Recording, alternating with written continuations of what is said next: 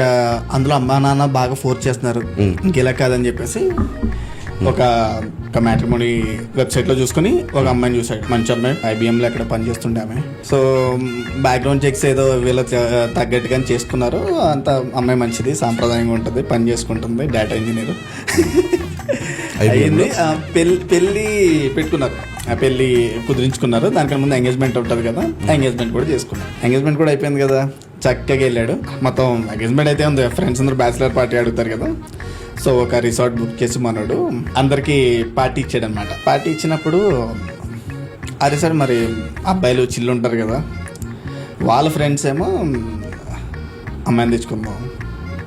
So ఆ resort ఓనర్ని అడిగితే ఈ అరేంజ్డ్ 1 person, సో వీళ్ళతో మాట్లాడండి, వీళ్ళు తీసుకొస్తారు, మీకు కావాల్సిన జోనర్స్ రష్యన్ లేదా కాలేజ్ ఆంటీ మీరు స్పెసిఫై చేయండి, మీరు తీసుకొస్తారండి. తీసుకెళ్ళారు.